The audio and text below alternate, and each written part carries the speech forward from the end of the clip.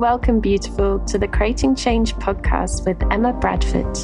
Creating change to fall back in love with ourselves and life. Each episode, I'll be offering insightful stories, concepts, and practical takeaways to inspire your day, reconnecting to the authentic essence within.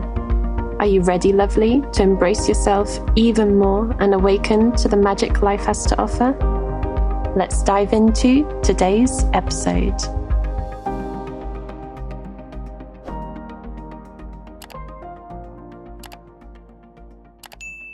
Hello and welcome to another episode of Creating Change with Emma Bradford. Thank you so much for joining me. It's wonderful to have you here, especially for today's topic, all about the sacred science of numbers.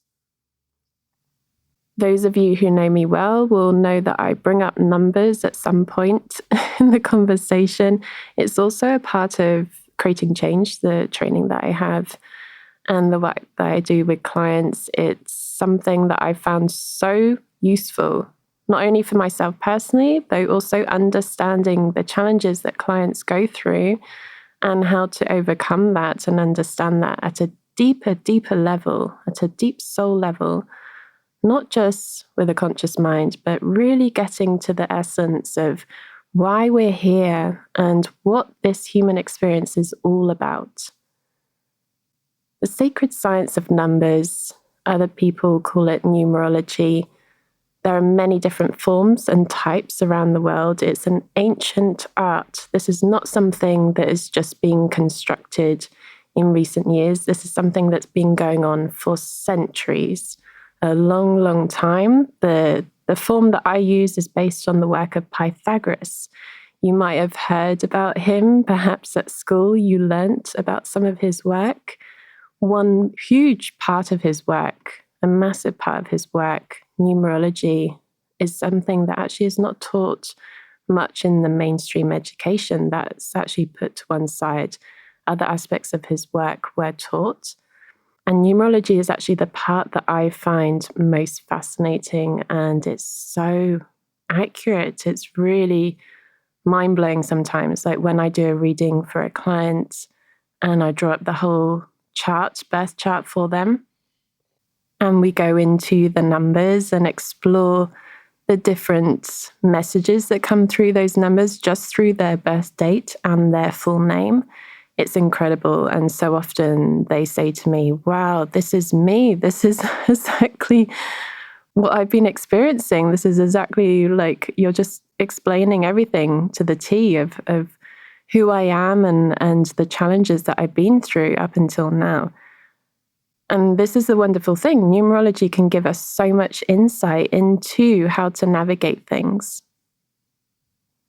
Perhaps there have been repeated patterns occurring in life, whether that's through relationships or whether that's through our own way of navigating life, habits as well. Perhaps we self-sabotage a lot. And whilst, yes, there's a lot that can be improved looking at beliefs and the emotions that we hold within the unconscious mind, looking at the numbers and understanding things from a level at a deeper soul level, it can be really fascinating. So you can find out more information online about Pythagoras and numerology. There are mixed reviews online.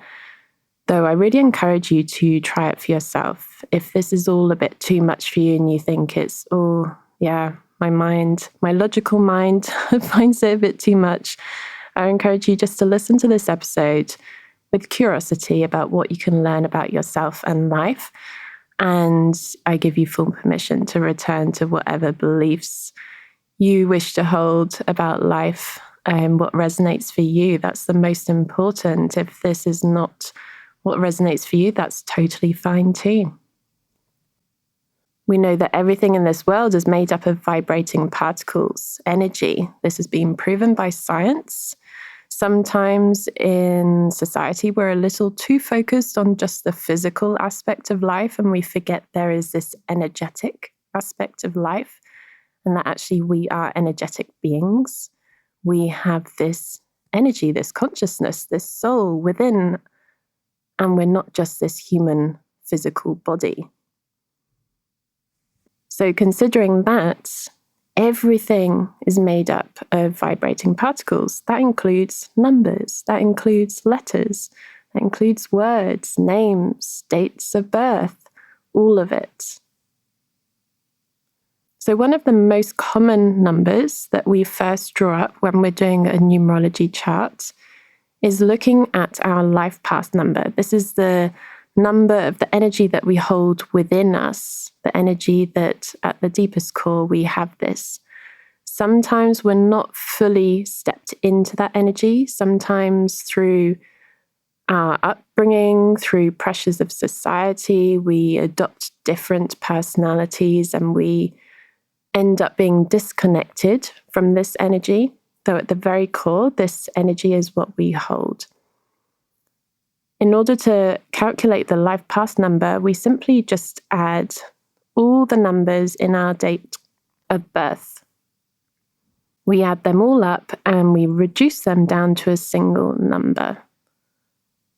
So for example, if someone is born on the 3rd of September, so you add 3 plus 9, and then whatever the date of birth is, whether that's 1987 or 1988, whatever year that is. So you add 1 plus 9 plus 8 plus 7.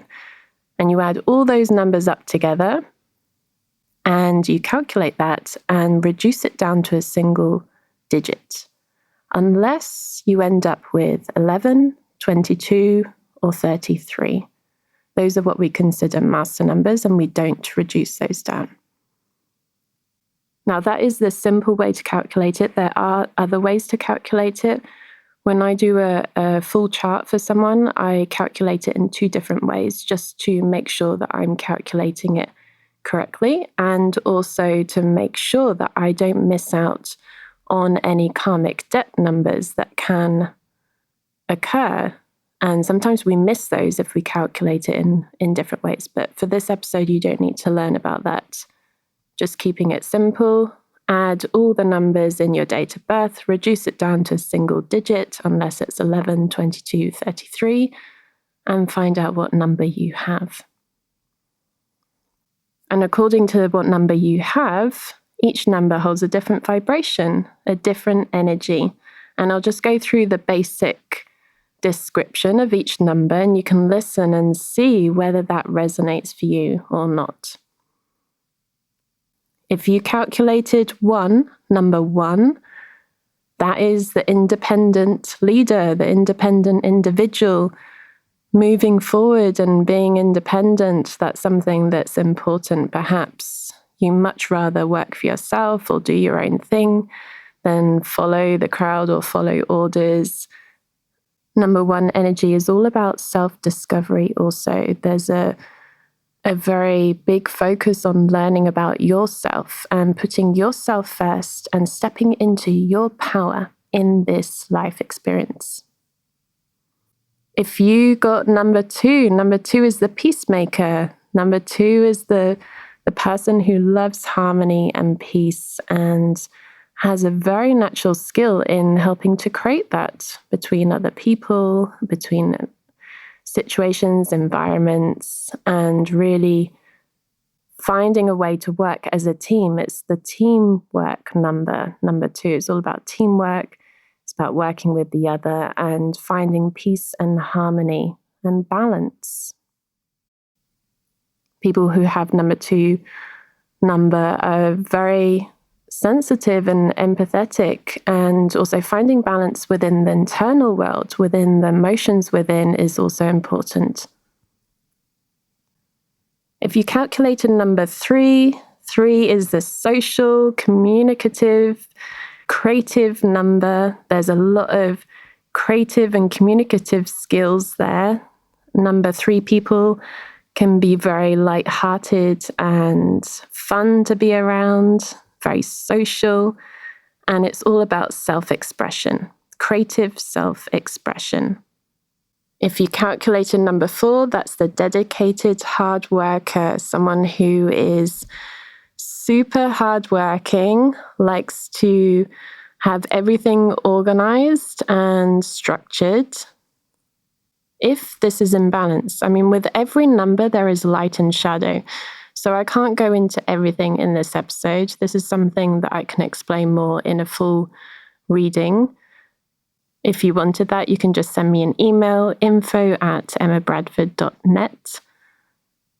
There's light and shadow within every number. So when it's in balance, number 4, people are very dedicated, hardworking, structured, organized, very good at building. They're the builders. They can create systems. They can put things in place.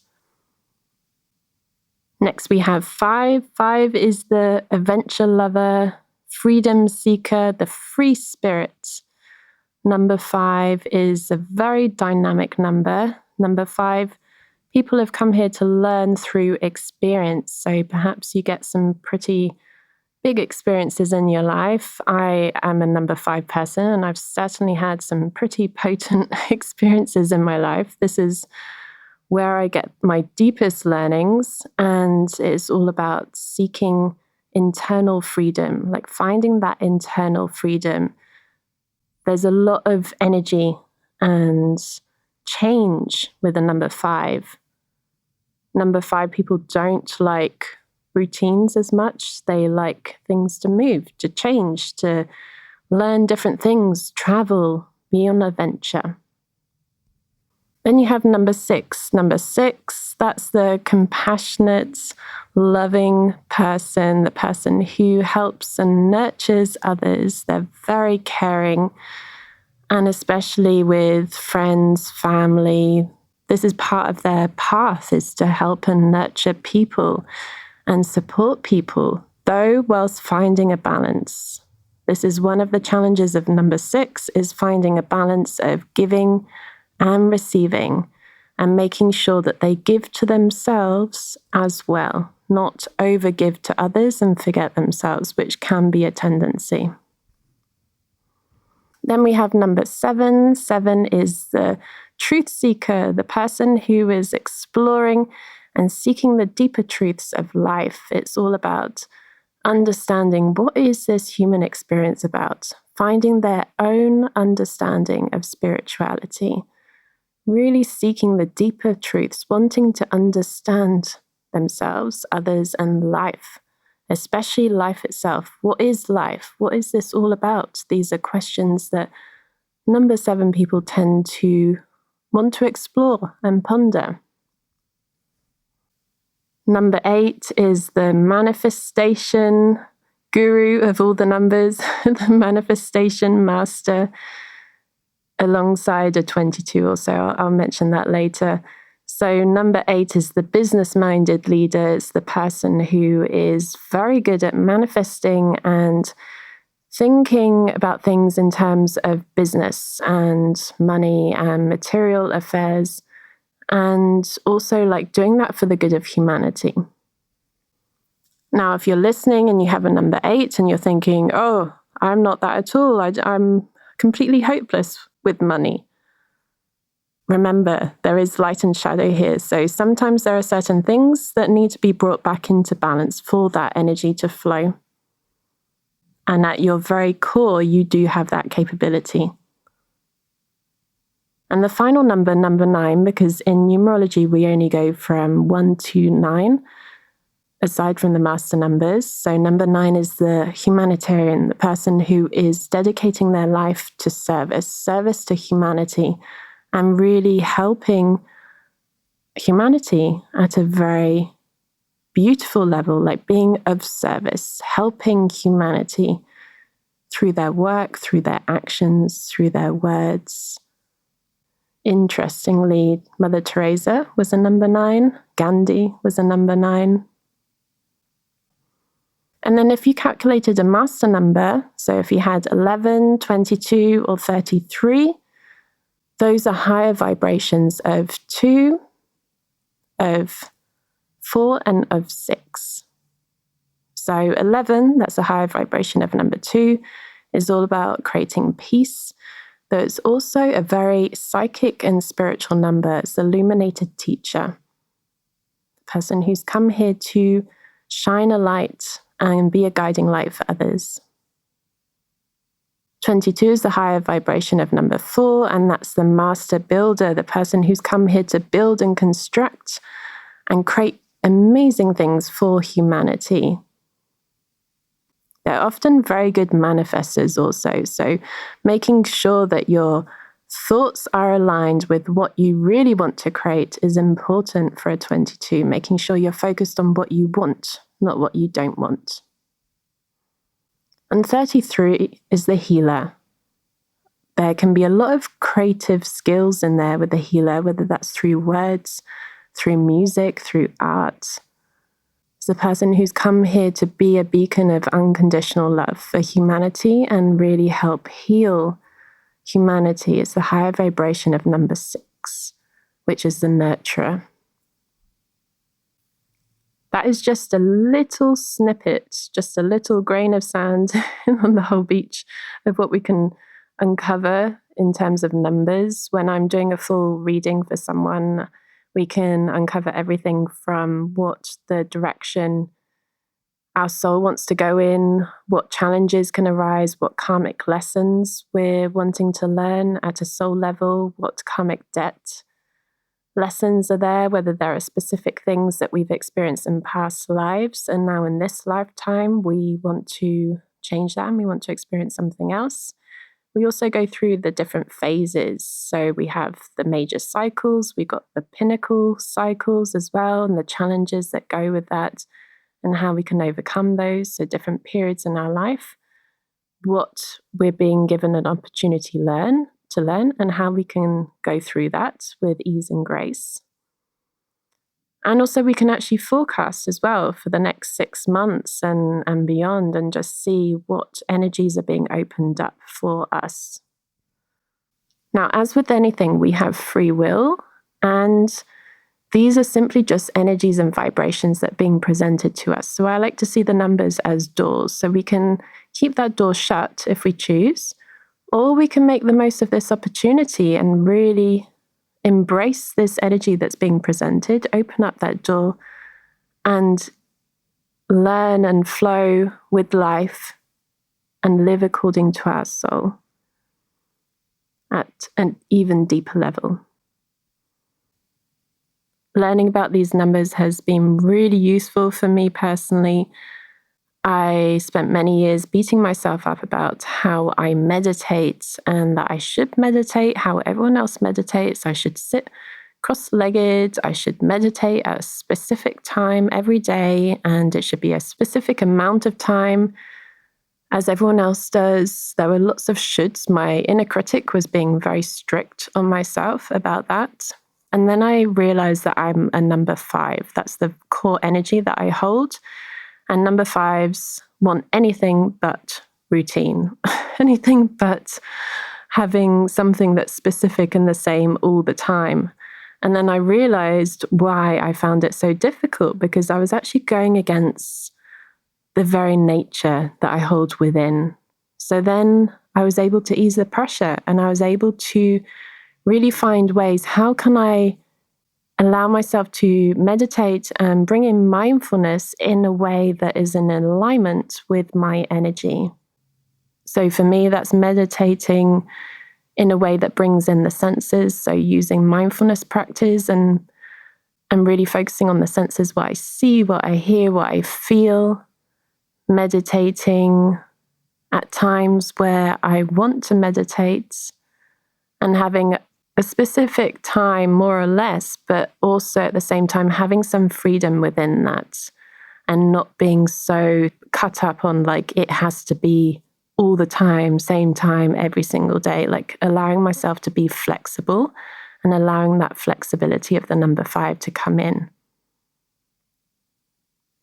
It's also really helped me in terms of decisions and how I live my work life, like what's important to focus on at different times of the year, and noticing like we have personal year numbers as well, like specific energies, specific doors that open up for us each year, and how we can make that a wonderful opportunity for us to grow and evolve even further. There's so much more that I can talk about the numbers. This is something that I could talk about for hours and hours and hours, but this is a shorter episode. So if you want more information about this, if you want to have your full reading done, then do reach out, info@emmabradford.net. I can send you more information about that. And if you've been seeing repeated numbers, perhaps you've been seeing 111 or 222, and you've been wondering what that means, go back and listen to what I've explained about each number. That can give a little insight. And also, just generally speaking, usually when you see a 111, that can indicate that you're being guided, and also to pay attention to your thoughts and to really envision what you want. That goes the same with number 2 as well, 222. That's specifically for that one also. It's really being clear on like what you're manifesting, what you're bringing into your life. Number 5, if you see 5s repeating, that can indicate that there's some change that's coming, positive change in your life. And if you see number 7, that's giving you an indication to connect a little deeper to the spiritual side of life and not be so focused on the material. And there are many more meanings, but that's a little snippet, a little insight. I'd love to hear your thoughts on this. Do get in touch and share your thoughts. And I wish you a wonderful day. Lots of love. Thank you so much for listening to this episode, beautiful. You're amazing. All resources and links can be found on my website, www.emmabradford.net. Link is in the show description. Do come and join my community and share your takeaways from this episode. I'd really love to hear. And don't forget to subscribe so you don't miss any future episodes. Until next time, I wonder, what magic will you experience in life today?